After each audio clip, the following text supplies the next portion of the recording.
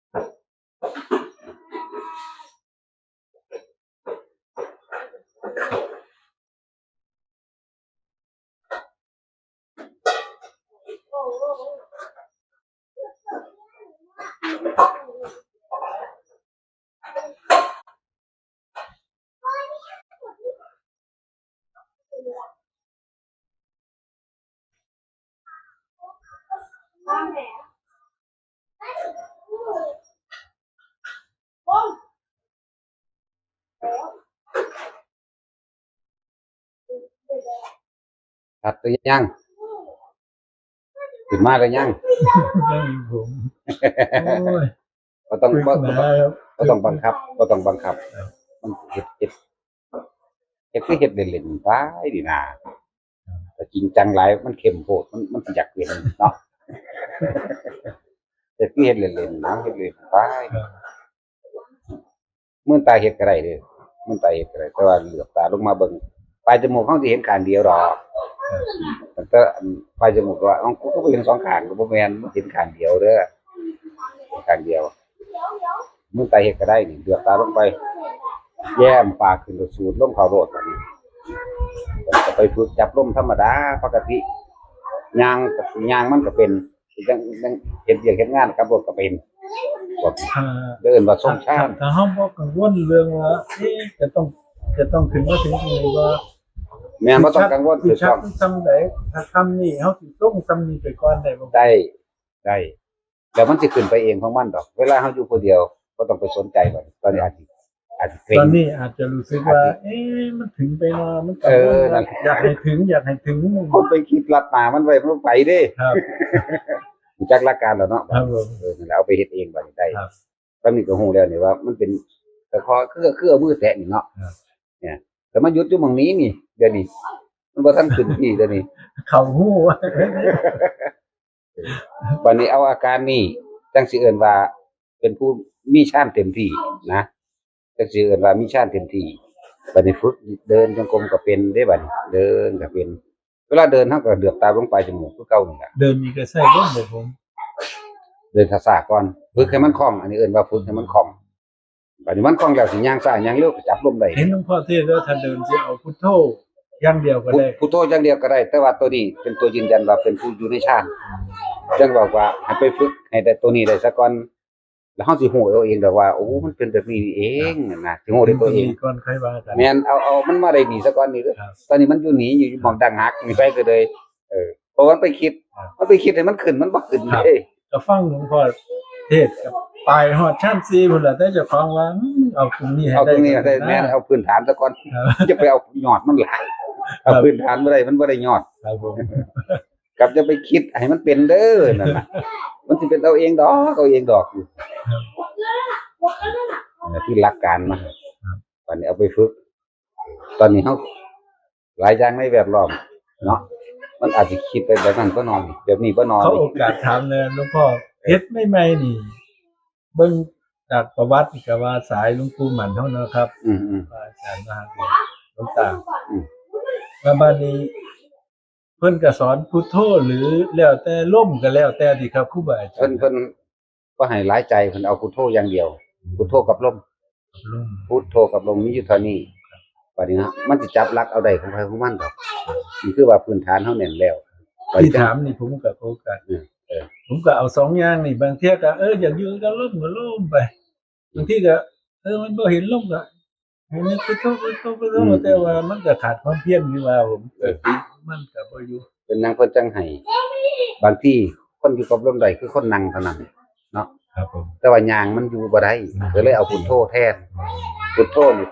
ย่างไปนี่เอา9วัน ครับ ขวาพุทซ้ายโทขวาพุทซ้ายโทไปเลย ครับ ถ้าเฮามานั่งเฮาจะมาอยู่กับลมสิบริกรรมหรือบ่บริกรรมก็สร้างตอนนั่งนี่มีอยู่แค่นี้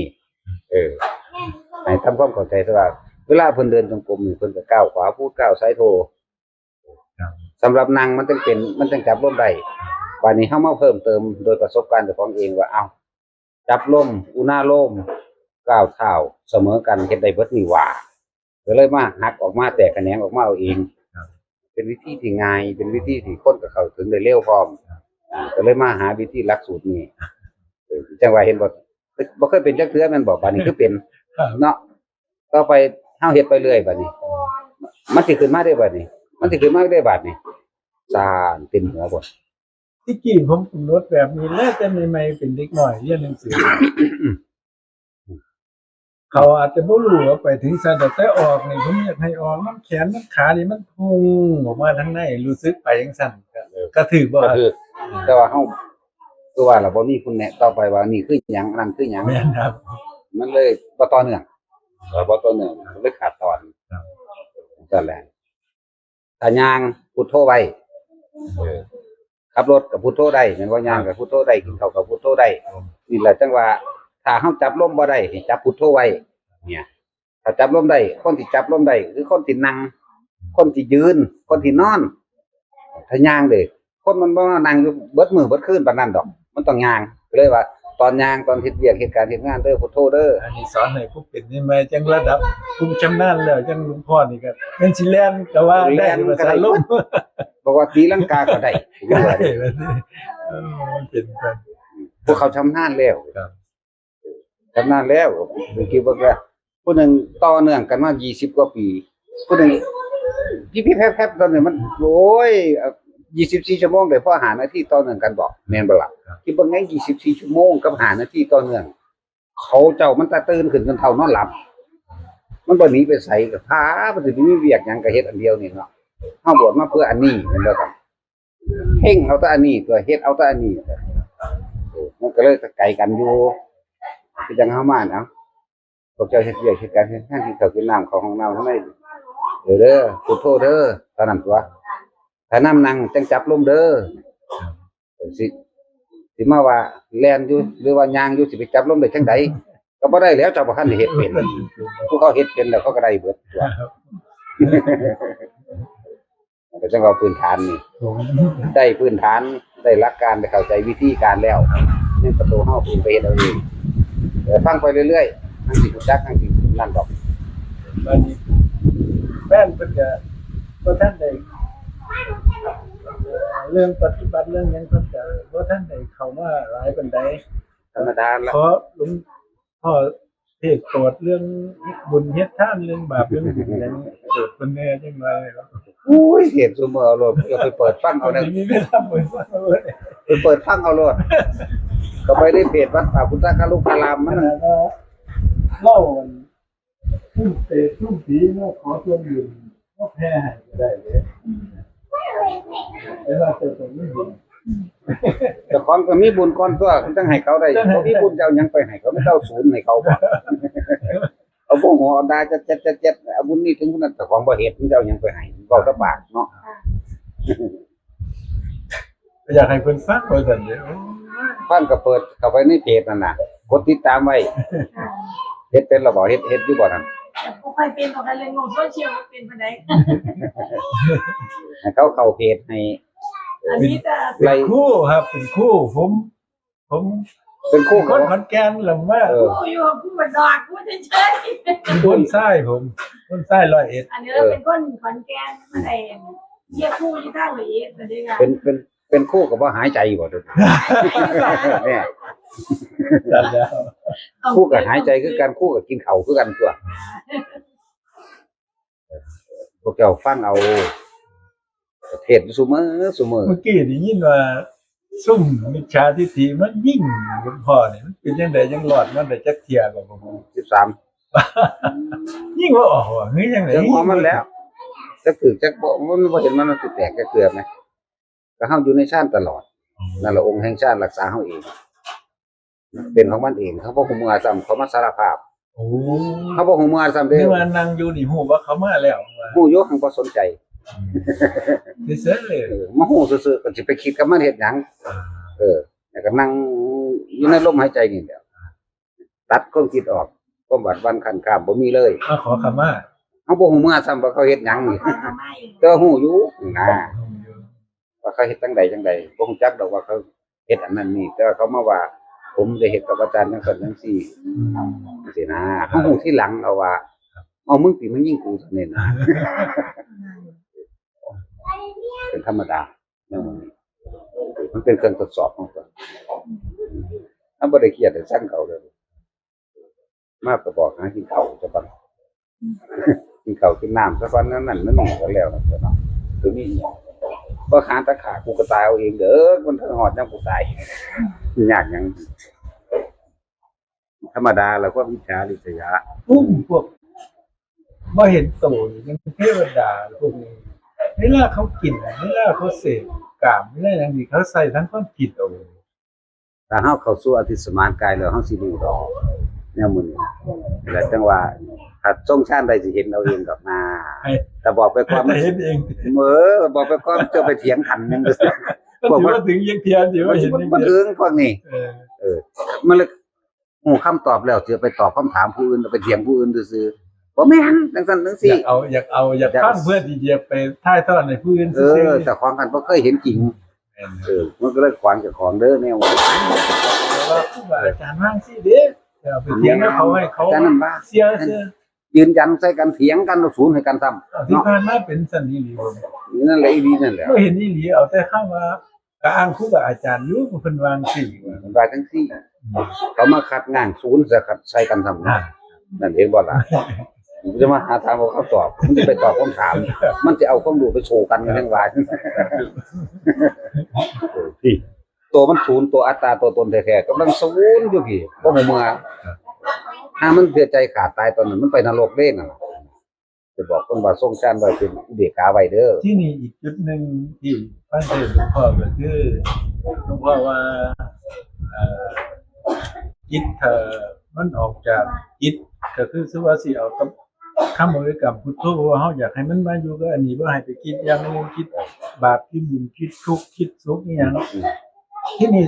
บางทีอารมณ์นั้นเกิดขึ้นมาแล้วหลวงพ่อบอกว่าว่างมันอย่าไปสนใจเนี่ยคำว่าให้ว่างอย่าไปสนใจมันเหมือนตั้งเจตนาอีกละว่าอยากว่างบ่ได้เด้ผมว่านี่มันก็บ่อยู่กับตัวนี้เท่าใดมันก็ไปอยู่ตัวนั้นแน่อยู่ตัวนี้แน่ เพราะว่ากำลังแห่งสมถะบ่พอเลยบ่เข้าใจว่าว่างเฮ็ดจังไดมีแต่การคิดเอาคาดคะเนเอาว่าต้องเป็นแบบนี้ต้องเป็นแบบนี้โอ้ยบ่แม่นนะความจริงกูเป็นแบบนี้ความจริงกูเป็นแบบนี้แต่ของบ่ทันได้เคยอยู่ในลมหายใจหรือทรงชาติใดซ้ำเลยมีแต่คิดเอาคิดกับคิดแล้วประสาทซ้ำ มันสิคิดใส่ปัญญาทั้งคำมันก็บ่ลง บ่ลงบ่มีลงอันของพวกนี้ว่างนี่ความรู้สึกสิมันสิบ่มีแต่ทั้งที่เห็นอยู่รู้อยู่มันยังศูนย์อยู่นี่แหม บ้านนี้เฮ็ดจังไดครับดูอารมณ์ตัวนั้นทางมัน บ่ต้องไปดูอารมณ์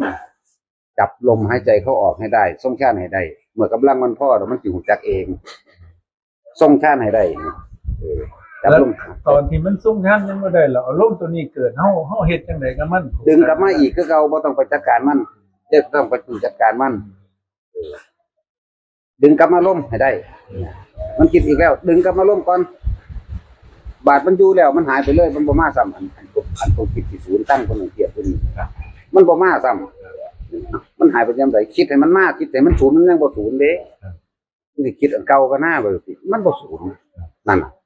นี่แหละจังว่าหลักของ คิด มัน ไปหามันแต่ว่าอารมณ์บ่เกิดเล บ่ ย เกิดเลยนี่ถ้าตัวนี้พอแล้วมันว่างแล้วมันคิดให้มันเกิดมันก็บ่เกิด เฮ็ดให้กูศูนย์ก็น่ามันก็บ่ศูนย์เด้มันว่างเอาเองแบบนี้นั่นแหละจังว่าเฮ็ดไปเถิดนะมันสิว่างเอาเองดอกคือเขาเจ้าถามหลวงพ่อบอกอยู่ไสล่ะอยู่ธาตุพนมเฮ็ดจังไดเฮาสิใช้ปัญญาพิจารณาได้นั่นเลยอย่าเพิ่งไปคิดเอาถ้ากำลังตัวนี้พอแล้วหมายถึงสมถะพอแล้วมันสิเฮ็ดของมันเองอย่าไปคิดเอาว่าต้องแบบนั้นต้องแบบนั้นต้องแบบนั้นบ่มีทางว่ะมันจะสิประสาท คิดจังใดก็บ่ลงคิดจังใดบ่ลงเพราะอารมณ์ความรู้สึกมันบ่หายพี่ตัววัดกันคิดไปแล้วศูนย์ปึ้งขึ้นมาแน่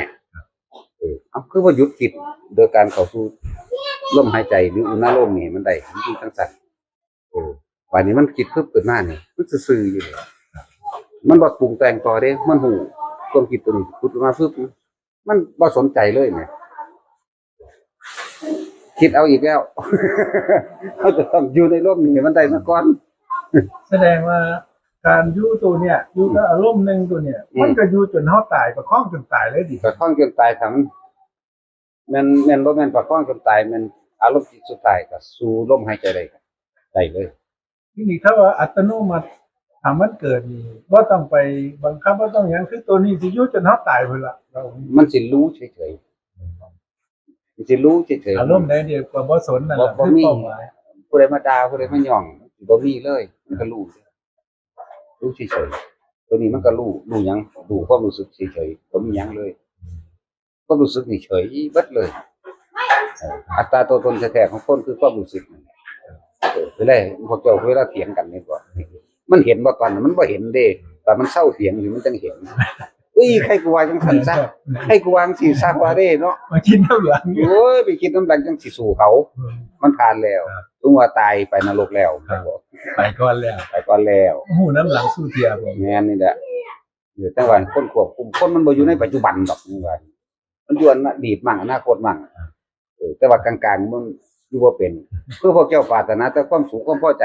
แล่นหาความทุกข์ก็ติดกันไปอยู่หั่นเด้เนาะแต่ว่าอุเบกขานี่แหมมันคือบ่พากันหาหม้องมันสิอยู่ซื่อๆนี่นะ โง่ตายเป็นเด้อ โดดข้ามไปข้ามมานี่เพิ่นก็ว่าเวทนามี3อย่างสุขเวทนาทุกขเวทนาอุเบกขานี่พวกเจ้าคือบ่หาเนาะหาเอาแต่สุขทุกข์ก็ติดนำพวกเจ้านั่นแหละบ่ได้ดังใจเลยก็สูงขึ้นโลดแน่ต้องอุเบกขานี่คือบ่หาก็เลยบอกเอาตัวนี้มาเป็นอุเบกขาบัดถ้ากำลังมันพอแล้วมันเป็นของมันเองอัตโนมัตินี่แหละอัตโนมัติมันคิดขึ้นมามันบ่คิดต่อที่จังเฮาจับของขึ้นมาทิ่มซ้ำนี่นะนี่แหละมันทิ่มเลยเด้มันบ่คิดอีกเด้แต่ว่าถ้าโดยอารมณ์เฮาต้องเข้าตัวนี้เข้าลมหายใจเฮานี่พุทโธพุทโธอยู่หั่นแหละพุทโธกันความคิดเวลาย่างไปย่างมากินข้าวกินน้ำมันจับลมบ่ได้ต้องบ่ทันได้ฝึก ที่นี่อายุตรงที่หลวงพ่อว่านี่เนาะถ้าสมมุติว่าบ่เข้าใจอารมณ์ของผู้คนถึงเนาะว่านี่เช่นอารมณ์ว่าบ่ยึดติดหยังเนี่ยฮู้ซื่อๆเนี่ยเนาะครับแต่ว่าเพิ่นมีดีใจเสียใจเช่นลูกศิษย์ลูกค้าเฮ็ดดีนะภาวนาได้มีดีใจชื่อว่าที่ดื้ออ้าวรู้สึกว่าคือบ่ขยันแท้นี่ตัวนี้แค่รู้หรือว่างเฉยที่นี่คำว่าว่างเฉยนี่มันต้องว่างเฉยกับเรื่องอารมณ์เช่นโกรธดีใจเสียใจนี่ตัวนั้นบ่มีอยู่ บ่มีอันนั้นเป็นลักษณะท่าทางเพิ่นรู้จักอยู่แล้วว่าคนนี้มีนิสัยแบบนี้เพิ่นสิปรับถ้าลักษณะท่าทางบ่หายบ่ดื้อบ่ดึงใส่จังซี่มันสิเฮ็ดบ่แต่ตัวนั้นก็เฉยของเพิ่นอยู่ มันบ่มีความ ตัว รู้ นี้ สึก ทั้งนอกตัวนี้ก็เฮ็ดไปซื่อ หักกับสั่งบ่มีบ่มีหักบ่มีสั่งบ่มีความรู้สึกรักใครเกลียดใครบ่มีแต่ว่าอันนี้ควรอันนี้บ่ควรกับผู้นี้มันเป็นอุปนิสัยแบบนี้แล้วเฮ็ดจังได๋เนาะมันสิเข้าไปทางธรรมหายเพียงปังเวงปังพุ่นที่จริงมันบ่มีดอกหายซื่อ ๆเป็นมักตัวหนึงที่หลวงพ่อเทศน์ถ้ามันบ่มากระทบถึงกระทั่งว่าให้เฮาตายให้เฮาเสียหายทรัพย์สินอย่างนี้ ๆที่สัตว์จริงนั่นน่ะ ให้บ้างมันได้คิดดูว่าตัวนี้มันก็บ้างได้ตัวนี้ แม่น เนี่ยนี่ดีก็แต่บ่ถึงกับมาเฮ็ดให้เฮาเสียชีวิตหรือเสียหายทั้งทรัพย์สินนี่มันพอละเพราะบ้างได้มันมักครับนี่ครับ นั่นแหละขี่รถปาดหน้ากันเจ้าของก็บ่เป็นหยังเขาบ่เป็นหยังสิไปเอาหยังอารมณ์เจ้าของขาดเป็นใหญ่ครับว่านั้นก็สร้างมันดอกภาษาสังสรรค์เห็นบ่ล่ะ ถ้านักถึงจะเสียหายมัน ถ้า เขาอายุ ตั้งคนละเรื่องกันน่ะนะ ก็เรื่องกัน ประมาณแค่เขาขี่รถปาดหน้านำเอากันบ่มีผู้ใดเสียหายหยังเด้ตอนมันบ่ยอมกันที่อารมณ์มึงฮู้จักว่ากูเป็นไผจักว่าพูดสิเมื่อใดมันไปนรกแล้วก็มีมันสูงยิ่งกันเรื่องคอรอแกแลซ้ำนี้นึงเป็นหยังคือบ่พากันวางอะนะแม่นบ่ซั่น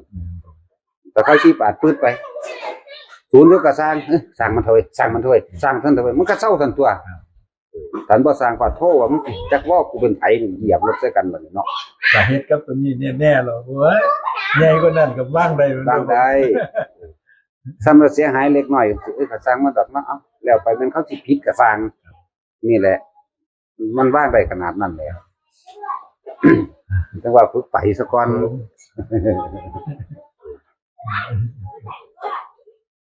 พวกเขามีหน้าที่ขับรถนั้นๆนี่เนี่ยเขามาฟังแล้วแม่นความเพิ่นกูก็เป็นประจำแต่ว่ากูเฮ็ดนำเพิ่นแล้วก็แล้วไปอยู่เด้ล่ะหน้าศูนย์อยู่แต่ว่าทางควบคุมทางกายว่าจะบ่เฮ็ดแสดงออกศูนย์อยู่แม่มึงกับแม่มึงจะในใจนี่พ่อจะไปมันเสียหายใส่กันก่อนนะที่รถปาดหน้าขึ้นปาดหลังขึ้นพ่อสำนั้นมันบ่ทันได้เสียอีหยังจะเป็นหยังจังสิไปเฮ็ดมันเสียเนาะแค่เสียอารมณ์ซื่อๆนี่มันสร้างขึ้นไม่ได้ตัวอารมณ์นี่เราสนะกันจนว่าเฮ็ดให้เจ้าของตายเดือดร้อนไปทั้งเบิดทั้งครอบครัวลูกเมียลูกเต้าหลานพ่อแม่ขึ้นโรงขึ้นศาลเนาะคือบ่ระงับไว้ตัวเหตุมันนี่ต้นเหตุมันคือความรู้สึกที่บ่พอใจนี่บ่พอใจก็อดเอาไปเรื่อยๆมันเศร้าตัวบางนั้นมันหนีไปแล้วมันก็แล้วตัวคนบ่รู้จักกันขี่รถไปนำทางเนาะเอาไปเอามาจนว่าได้รู้จักกันรู้จักก็เสียหายแล้วระงับเอาแน่มึงโอ้ยว่ามันเป็นเรื่องข้อขาดบาดตายมันเรื่องข้อขาดบาดตายก็ซักแม่มึงนะก็จังว่า